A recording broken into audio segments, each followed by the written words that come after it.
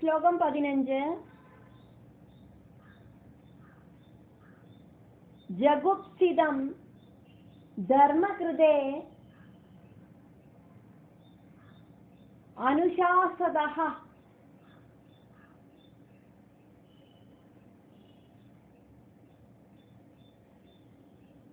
स्वभावरक्तस्य महान्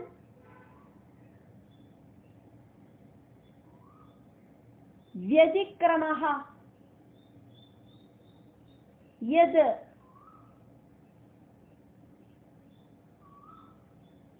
वाक्यदो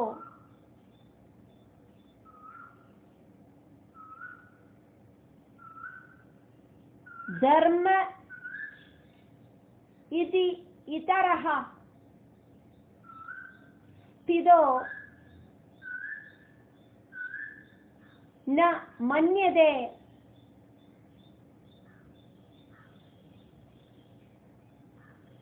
तस्य निवारणं जनः जगुप्सिदं धर्मकृते अनुशासदा स्वभावरक्तस्य महान् व्यतिक्रम यद्वाक्यदो धर्म इतीतर स्थितो न मन्यते तस्य निवारणं जनः जगुप्सिदं धर्मकृतेऽनुशासदा स्वभावरक्तस्य महान् व्यतिक्रम यद्वाक्यदो धर्म इतीतरस्थितो न मन्यते तस्य निवारणं जना இந்த ஜனங்களெல்லாம் இயல்பாகவே விஷயாசக்தியோடு கூடிட்டாக்கம் இருக்கா. இந்த மாயையில பிரமிச்சு நிற்கிறா. நீங்களானா மகாபாரதம் வழியா சொல்லி இருக்கிற விஷயங்கள் அதுல எல்லாமே தர்ம காரியங்களுக்கு முக்கியத்துவம் கொடுத்துட்டாக்கும் சொல்லியிருக்க. வியாச வாக்கியமானதினால ஜனங்கள் அதெல்லாம் அப்படியே பின்பற்றுவா. கொஞ்சம் கூட யோசனையே பண்ண மாட்டா. இது வியாசன் சொன்னதாக்கும் அப்படின்னு எடுத்துட்டு விடுவா. அப்படின்னாக்கும் நாரத மகர்ஷி சொல்லியிருக்கார்.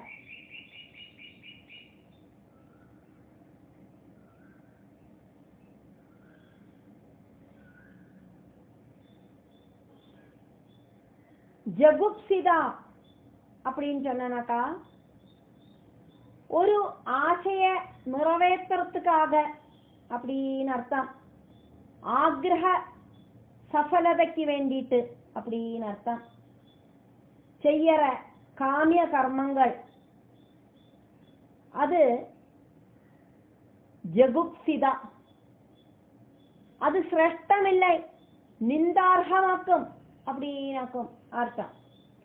ஆக்ரஹ சித்திக்கு வேண்டிட்டு அது வேணும் இது வேணும் சொல்லி செய்யற கர்மங்கள் அது சரியல்ல.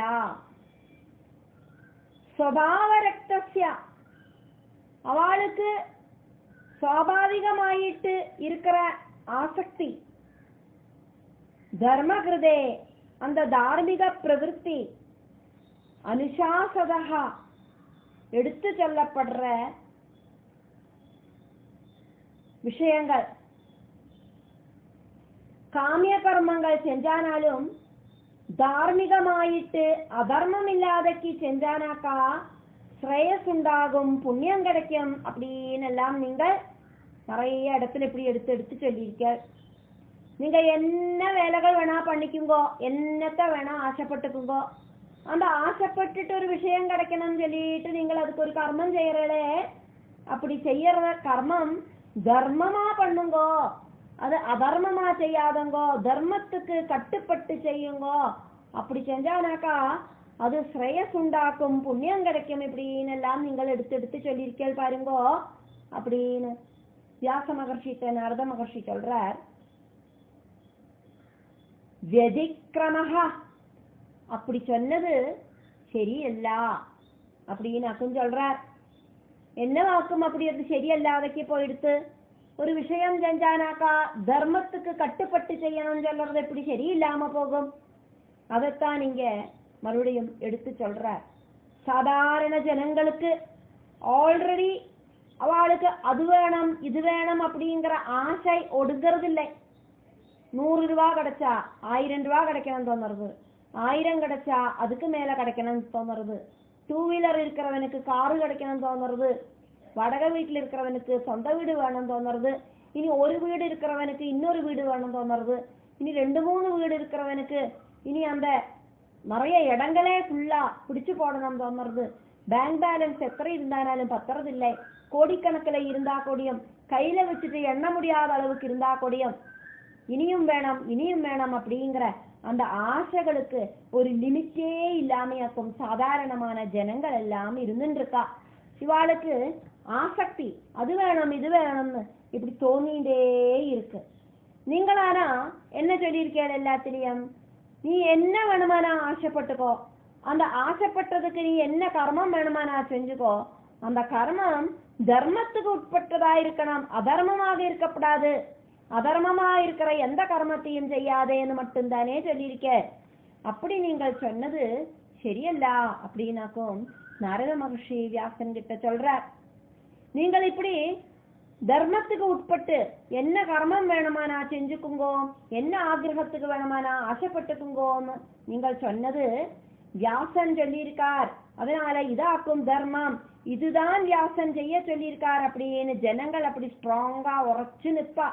இந்த உலகத்துல இஷ்டம் இருக்கிற என்ன ஒரு கர்மவும் தர்ம புத்தியோட செஞ்சு அதனோட பலம் அனுபவிச்சு ஆஸ்வதிச்சு இதுதான் வியாசன் சொல்லியிருக்கார் அப்படிங்கிறத ஸ்டெடியா உரைச்சு நிற்பா. சொதவே விஷயாசக்தியோடு கூடின ஜனங்கள் நீங்கள் இந்த மகாபாரதம் வழியா சொல்லியிருக்கிற விஷயங்கள் எல்லாம் வியாச வாக்கியமானதுனால அது தர்மம் அப்படின்னு சொல்லி அப்படியே ஜீவிப்பா.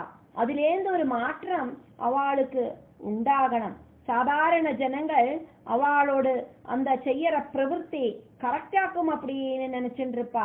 நிவாரணம் அப்படின்னு சொன்னா நிவர்த்தி, அதிலேந்து அவளுக்கு ஒரு விடுதலை வேணும், ஒரு நிவர்த்தி வேணும். காமிய கர்மங்களிலேந்து ஒரு நிவர்த்தி அவளுக்கு உண்டாகணும். ஒரு விஷயத்தை ஆக்கிரகம் பண்றா, அதை நடத்துறா, மறுபடியும் அடுத்த விஷயம் ஆசைப்படுறா, அதுக்கான கர்மங்களை செய்யறா, மறுபடியும் அடுத்த விஷயங்களை ஆசைப்படுறா, கர்மங்களை பண்ணறா. இப்ப இதுக்கு ஒரு லிமிட்டே இல்லை, இதுக்கு ஒரு ஃபுல் ஸ்டாப்பும் இல்லை. அப்ப இதுல இந்த ஒரு நிவர்த்தி இந்த ஜனங்களுக்கெல்லாம் உண்டாகணும். அதனால இந்த மாதிரி ஆசைப்படுற இந்த விஷயங்கள்ல இருந்து ஒரு விரக்தி அவளுக்கு உண்டாகணும். இந்த போத வஸ்துக்களில இருக்கிற ஆசக்தியிலிருந்து ஜனங்கள் முக்தராவணம் அப்படின்னாக்கும் நாரத வியாசன் கிட்ட சொல்றார். இந்த முக்திய என்னவாக்கும் அப்படின்னு இந்த ஜனங்களுக்கு நீங்கள் கத்து கொடுக்கணும். முக்தி அப்படிங்கிற அந்த சப்ஜெக்ட ஜனங்களுக்கு கொஞ்சம் கூட தெரிய மாட்டேங்கிறது. ந மன்யதே, அவ அதை நினைச்சு கூட பார்க்கிறது இல்லை. எல்லா புராணங்களிலையும் வேதங்களிலையும் கர்மகாண்டமாக்கும் நீங்கள் எடுத்து எடுத்து சொல்லுங்கள். கர்மகாண்டம் அப்படின்னு சொன்னாக்கா இப்போ ஒரு புத்திர பிராப்திக்கு வேண்டிட்டு பயோவிரதம் இருந்தானா புத்திர பிராப்தி உண்டாகும் அப்படிங்கிறது ஒரு கர்மகாண்டம். அதானது புத்திர காமேஷ்டி யாகம். இந்திர பதவிக்கு வேண்டிட்டு 100 அஸ்வமேத யாகங்களை நடத்தினாக்கா இந்திர பதவி கிடைக்கும் அப்படிங்கிறது ஒரு கர்மகாண்டம். இப்படியாக ஓரோ விஷயத்துக்கும் கர்மகாண்டத்தையாக்கும் நீங்கள் முக்கியத்துவம் கொடுத்து எல்லாத்திலையும் எழுதியிருக்க. இந்த காமிய கர்மங்களையாக்கும் இந்த கர்மகாண்டம் எடுத்து காமிக்கிறது. ஒரு ஆக்கிரகத்தை எப்படி பூர்த்தீகரிக்கணும், ஒரு ஆசை இருக்கு, அந்த ஆசை என்ன செஞ்சானா நமக்கு நடக்கும் அப்படிங்கிற விஷயத்தையாக்கும் இந்த கர்மகாண்டம் எடுத்து காட்டுறது. சொதவே இந்த விஷய சுகங்களில அது வேணும் இது வேணும் அப்படின்னு ஆசக்தி இருக்கிறவா உங்களோடு இந்த தார்மீக ரீதியில கர்மம் பண்ணுங்கோ எல்லாரும் அப்படின்னு சொல்றதன் வழியாக அதை ஸ்வீகரிச்சு அப்படியே உறப்பிக்கிறா. இந்த விஷய சுகங்களிலிருந்து முக்தராயிட்டு நிஷ்காம கர்மத்துக்கு இந்த உலகத்தை கொண்டு வரணும். அப்படி அந்த சிந்தனை ஜனங்களில நீங்கள் உண்டாக்கணும்.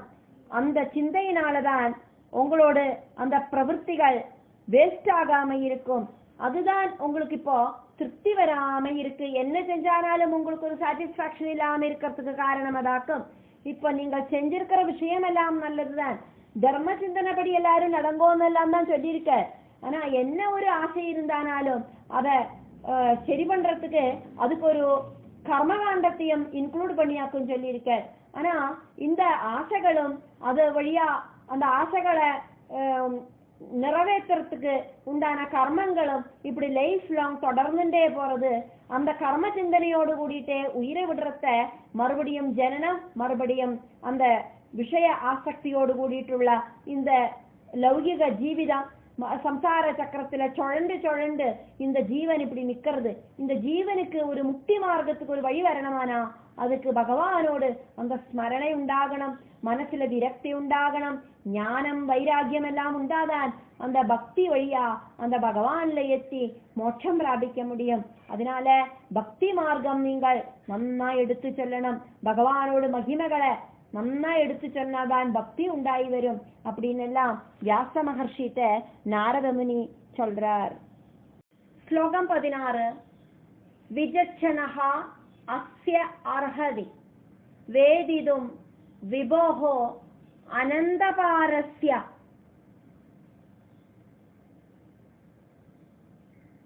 நிவர்த்திதஹ சுகம். விஜச்சனோ அஸ்ய அர்ஹதி வேதிதும் விபோ அனந்தபாரஸ்ய நிவர்த்தித சுகம். விஜச்சனோஸ்யார்ஹதி வேதிதும் விபோரனந்தபாரஸ்ய நிவர்த்தித சுகம்.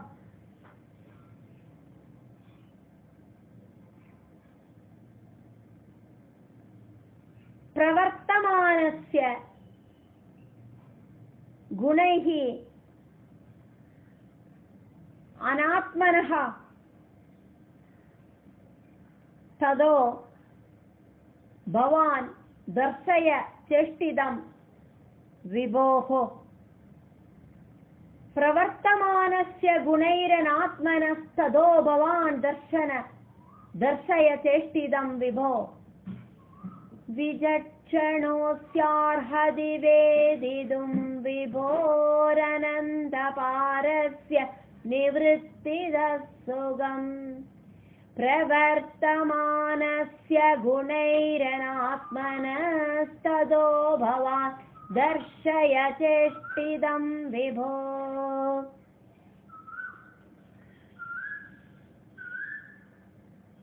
மனசுக்கு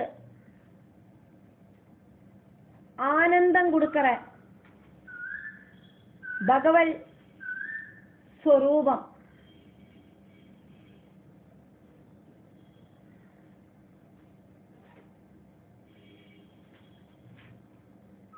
அனந்தனும் விபுவுமான அந்த பகவானோடு குணகணம் இது எல்லாம் எழுதுற, இதெல்லாம் எடுத்து காட்டுற அந்த பாகவதத்தை நீங்கள் எழுதுங்கோ அப்படின்னாக்கும் வியாச மகர்ஷிட்ட நாரத மகர்ஷி எடுத்து சொல்றார். மனசுக்கு ஆனந்தம் கொடுக்கிற பகவத் ஸ்வரூபம், அந்த பகவத் ஸ்வரூபம்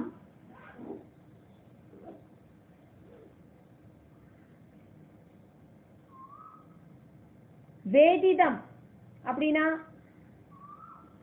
யோகிகளுக்கு இந்த பகவானோடு அந்த மகிமைய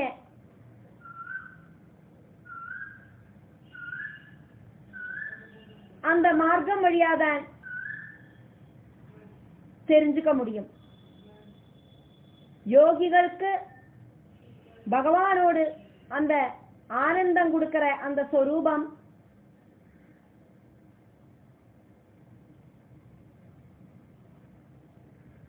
தெரிஞ்சுக்க முடியும்.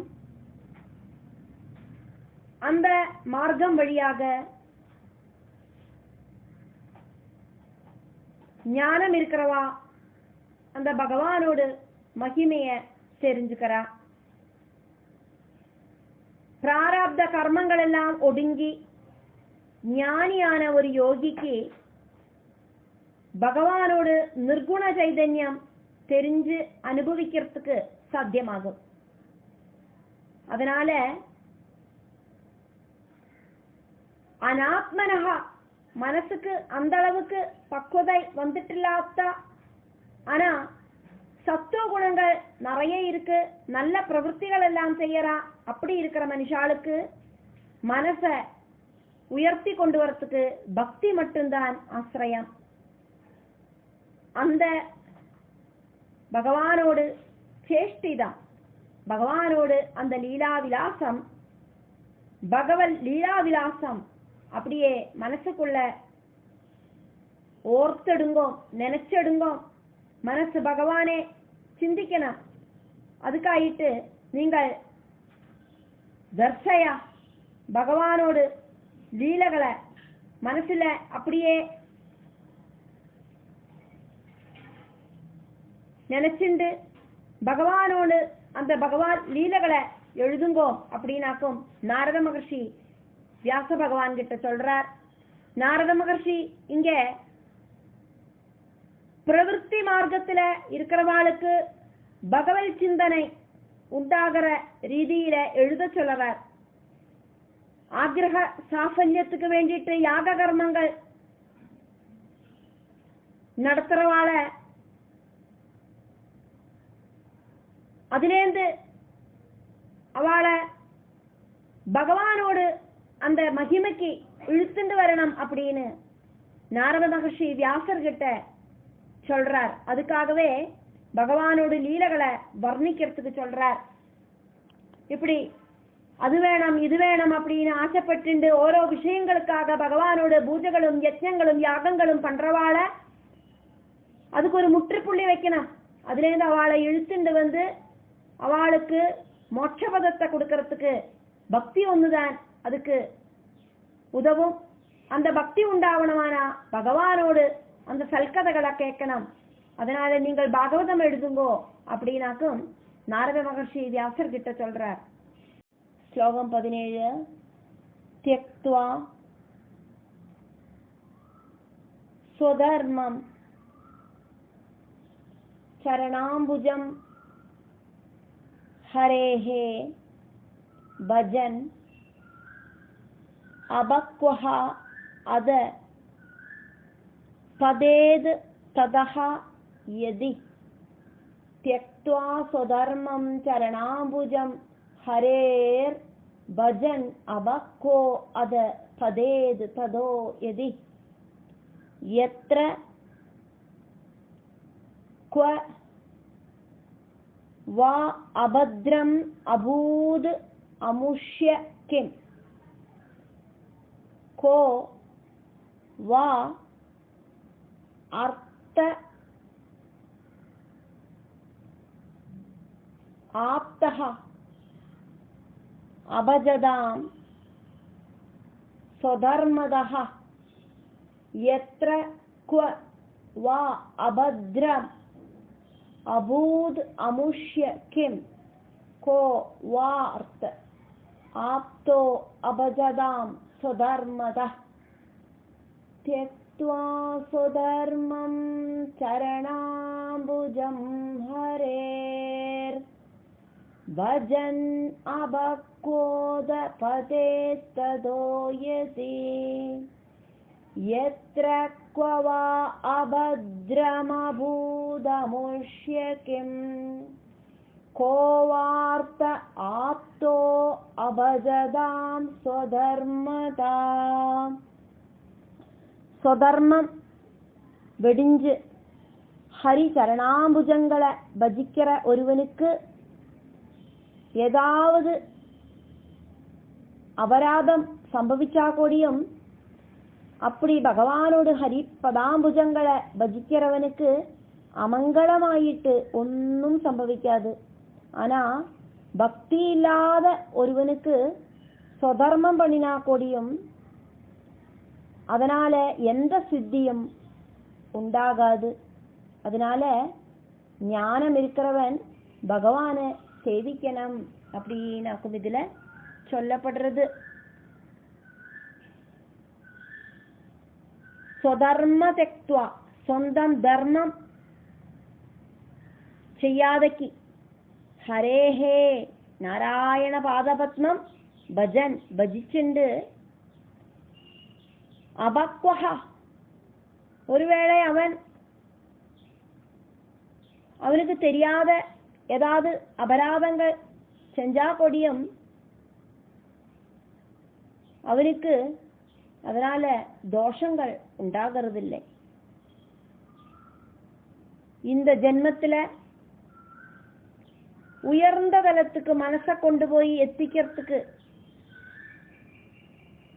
முடியாம அதிலேந்து அவனுக்கு ஒரு பதனம் சம்பவிச்சது அப்படின்னா நமக்கு வாழ்க்கையில பலவித சிச்சுவேஷன்கள் எல்லாமக்கும் இருக்கே. சம்சார சக்கரம் இப்படி சுட்டி திரியறது, பலவித பர்சனலா பலவித ப்ராப்ளங்கள் நமக்குண்டு. பகவானை கூப்பிடணும்னு ஆசை எல்லாம் உண்டு. காலையில விளக்க ஏத்துறோம், பூஜை பண்றோம், அது ஒரு ருட்டீன் ஒர்க் மாதிரி நம்ம செஞ்சுட்டு இருக்கோமே. எல்லாம் பகவானாக்கும் இந்த உலகத்தை ஆட்டி வைக்கிறதும் எல்லாம் சிருஷ்டிக்கிறதும் எல்லாம் பகவான் தான் நமக்கு தெரியறதே. அப்படி தெரிஞ்சா கூடியும் நமக்கு நம்மளோட அப் டு டேட் வாழ்க்கையில சில சமயத்துல நமக்கு பகவானை கூப்பிடுறதுக்கு ஒரு சந்தர்ப்பம் கிடைக்காம போயிடுறது. அப்படி இல்லைன்னா கொஞ்ச நாளைக்கு இப்படி பகவான நாராயணா கூப்பிட்டுட்டே இருக்கோமே, கொஞ்ச நாளைக்கு நன்னா கண்டினியூஸா இப்படி கோவிலுக்கு போறோம், கொஞ்ச நாளைக்கு இப்படி கண்டினியூஸா பாகவதம் கேட்கிறோம். அப்படியே இருந்துட்டு அதுக்கப்புறமா நமக்கு ஏதோ ப்ராப்ளம் வருது மனசளவிலையோ, ஏதோ ஒரு சிச்சுவேஷன் நம்மளை பகவானை கூப்பிட விடாம நமக்கு பகவான் ஸ்மரணையே இல்லாம போயிடுறது. அப்படி இருக்கிற அந்த நிமிஷம் வரத்த கொடியும் நம்ம ஆல்ரெடி கூப்பிட்டு இருந்தோமே அதனோட மகிமையினால நமக்கு பகவானை சில சமயத்துல கூப்பிடுறதுக்கு நமக்கு முடியாத அந்த சிச்சுவேஷன்ல கூடியும் பகவான் நம்மளை காப்பாத்திடுவர் அப்படின்னாக்கும் சொல்லப்படுறது. இப்போ ருட்டீனா இப்படி பகவானை கூப்பிட்டுட்டே இருக்கோம், நமக்கு சதா சமயம் பகவானோட நினைப்பு வர்றதுக்கு இந்த சம்சார சக்கரத்துல நம்மளால முடியாது. பலவிதமான விஷயங்கள், பலவிதமான டென்ஷன்கள், பலவிதமான ப்ராப்ளம், ஃபேமிலி ப்ராப்ளம்ஸை எல்லாம் ஒதுக்கி கொஞ்ச நேரத்துக்கு வச்சுட்டு ஒரு 5 நிமிஷம் 10 நிமிஷம் மிஞ்சி போன அரை மணி நேரம் தான் நமக்கு பகவானை கூப்பிடுறதுக்கு கிடைக்கிறது. அந்த நேரத்துல தான் நம்ம பகவானை கூப்பிடுறோம். சொஸ்ததையா ஒரு இடத்துல உட்காந்துட்டு விளக்கேற்றி வச்சுட்டோ, அப்படி இல்லைன்னா அமைதியா உட்காந்துட்டோ நம்ம பகவானை கூப்பிட்டு இருக்கோம். அப்படி 24 மணி நேரத்துல கொஞ்ச நேரம் தான் பகவானை கூப்பிடுறோமே, பின்ன நம்மளோட ருட்டீன் லைஃபுக்கு நம்ம திரும்புறோம். அதே மாதிரியே கொஞ்ச நேரம் தூக்கத்துல போய் விடுறது, அதே மாதிரி பலவித விஷயங்களில நம்மளோட மனசு இப்படி போயின்னு இருக்கேன். அப்படி போற மனசையும் இழுத்து பிடிச்சிட்டு கொஞ்ச நேரத்துக்கு அந்த பகவான்ல நம்ம லயிப்பிக்கிறோம். அதனோட மகிமை எப்படி இருக்குன்னு பார்க்கணும். அப்படின்னா நமக்கு ஒரு நாளைக்கு நம்மளோட தலையில ஒரு தேங்காய் விழணும்னு ஒரு விதி இருக்கு. அது சம்பவிக்கிற நாள் அன்னைக்கு நமக்கு தெரியாது, அன்னைக்கு தேங்காய் விழுன்னு நமக்கு தெரியாதே, ஆனா பகவானுக்கு தெரியும். நம்ம ஆல்ரெடி பகவானை கூப்பிட்டு இருக்கோம். நம்ம பகவானை கூப்பிடாத அந்த நேரத்திலேயாக்கும் நம்மளோட தலையில தேங்காய் விழ போறது. அப்ப தேங்காய் விழணுமானா நம்ம வீட்டுல இருந்து வெளியில இறங்கி நிக்கணும் இல்லையா, தென்னை மரத்துக்கு அடியில போய் நிக்கணும். அப்ப தானே அந்த தேங்காய் விழும் தலையில. அப்போ அது விதிபடி நடக்கத்தான் செய்யும். அந்த விதியை மாத்துறதுக்கு ஒன்றும் பகவானால முடியாது. ஆனா அந்த விதி நடந்து அந்த அனுபவம் நமக்கு கிடைக்காம பண்ணறதுக்கான விஷயம் பகவானால செய்ய முடியும். பகவானை நம்மளை கூப்பிட்டுட்டே இருக்கிற ஆளாக்கும். அப்படின்னா நம்மளை எங்கேயாவது போறதுக்கு ஒரு ஹெல்மெட்டை தூக்கி தலையில மாட்டின்னு இருப்போம். எதிர்பாராத விதமா நம்ம ஒரு தென்னை மரத்துக்கடியிலையும் போய் நின்றுட்டு இருப்போம். நமக்கு அந்த நேரத்துல பகவானோட ஸ்மரணை இருந்துக்கணும்னு ஒண்ணும் இல்லை. நம்ம வேற ஏதாவது சிந்தனையில எல்லவோ போயின்னு இருக்கோம். நம்மளோட தலையில தேங்காய் விழும், ஹெல்மெட் மேல விழும், நமக்கு ஒன்னும் சம்பவிக்காது. பகவான் ஒரு ஹெல்மெட் ஆயிட்டு அவரோட கையை வச்சுண்டு நம்மளை காப்பாத்திடுவர். அந்த விதி நடக்கவும் செய்யும், நமக்கு ஒன்றும் சம்பவிக்கவும் செய்யாது.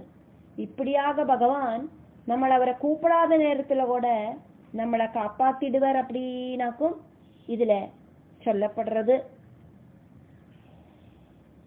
இப்படியாக மனச பகவானில எப்பவும் நம்மளால எத்திக்க முடியலைனா கூடியும் ஒரு ஆபல் பாந்தவன் ஆயிட்டு நம்மளை ஆல்ரெடி கூப்பிட்டு தானே இருக்கோம். அந்த பக்தி நம்மளை பகவான் ஆபல் பாந்தவன் ஆயிட்டு ஓடி வந்து காப்பாத்திடுவர். இதுலயே അജാമിളൻ, നമ്മൾ നാരായണത്തിലെല്ലാം കഥ പാക്കത്തെ பார்த்தோமே, അജാമിളനോട് കഥയില് അജാമിളൻ ജന്മന ഒരു നല്ല ഉന്നത കുലത്തില് ജനിച്ചവനായിരുന്നാർ, ബ്രാഹ്മണ ശ്രേഷ്ഠനായിരുന്നാർ. கல்யாணமாயி அவரோடு அந்த கார்ஹிக ஜீவிதம் நயிச்சுருக்கிறதையாக்கும் அப்பா கொஞ்சம் ஹோமத்துக்கெல்லாம் சமதகளை பறிச்சுட்டு வரத்துக்கு வனத்துக்கு சொல்லி அனுப்பினது. அங்க போனோனையாக்கும் அங்க ஒரு கெட்ட குணம் இருக்கிற லேடிய பார்த்து அந்த அழகுல மயங்கி மனசை அதுல கொண்டு போய் நிப்பாட்டி அதுக்கப்புறமா மீண்டு வர முடியாம அந்த ஒரு உன்னத குலத்துல ஜனிச்ச அந்த அஜாமிளன் அதுக்கப்புறம் பகவானை கூப்பிடவே இல்லை. பகவத் ஸ்மரணையொன்னும் போயிடுத்து. அந்த புதுசா கிடைச்சிருக்கிற அந்த உறவு மேல பாசம், அதுல பிறந்த குட்டிகள் மேல பாசம், அப்படி பகவத் ஸ்மரணை இல்லாமையே இருந்து இருந்து அந்திம காலம் வரத்த அந்த கடைசி குழந்தையோட பேரு நாராயணன் விதிவசால் போட்டுட்டார். அந்த குழந்தைகிட்ட கொஞ்சம் பாசம் ஜாஸ்தியா இருந்ததுனால யமகிங்கரர்கள் ஓடி வந்தோன்னே இந்த அஜாமிளனுக்கு என்னவோ ஒரு பயம் தோணி எடுத்து. அப்ப கடைசி குழந்தைய கூப்பிடுறதாக்குமே, அஜாமிளா ஓடிவா, நாராயணா ஓடிவா, நாராயணா ஓடிவா அப்படின்னு அஜாமிளன் கூப்பிடுறார். அப்படி அஜாமிளன் நாராயணனை கூப்பிட்டது தன்னோட குழந்தைய வாக்கும்.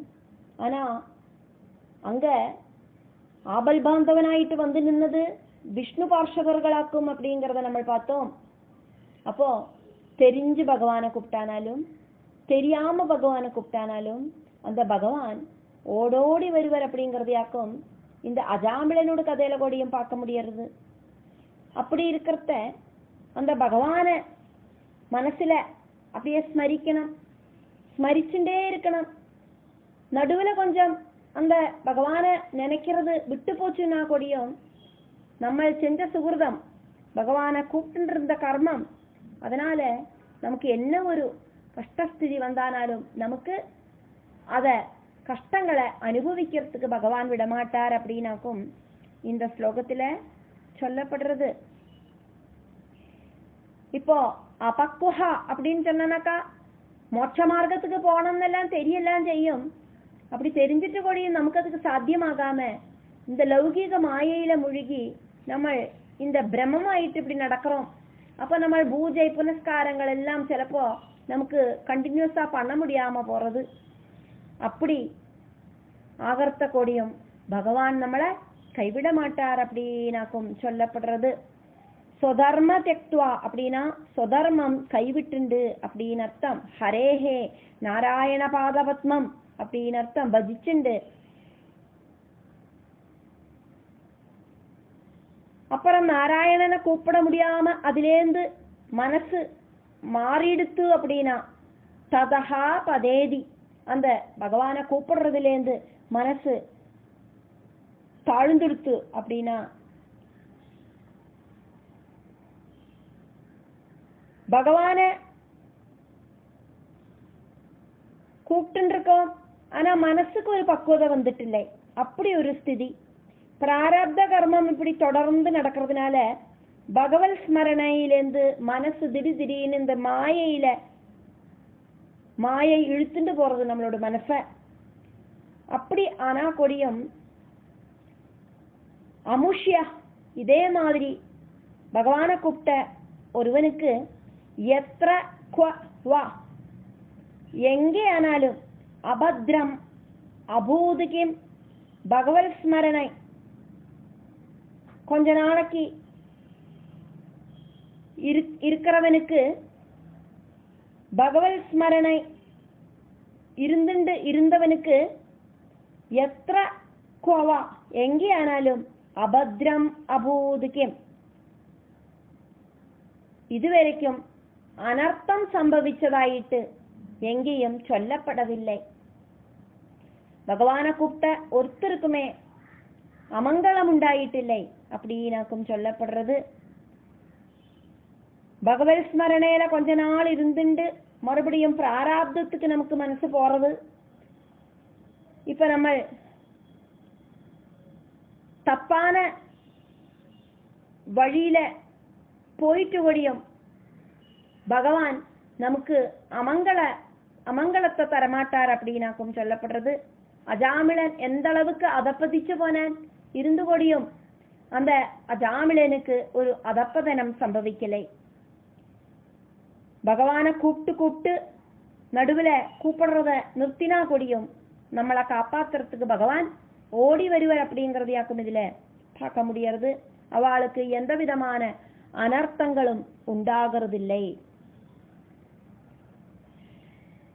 பகவானை பஜிக்காக்கி சொதர்மம் மட்டும் அனுஷ்டிக்கிறவாளுக்கு ஆப்தகா கிடைச்சது என்னவாக்கும்? அவளுக்கு பகவானை கூப்பிடாததினாலேயே அனர்த்தங்கள் வந்து சேரறது அப்படின்னாக்கும் பார்க்க முடியாது. மகாபாரத கதையே எடுத்துட்டா கொடியும்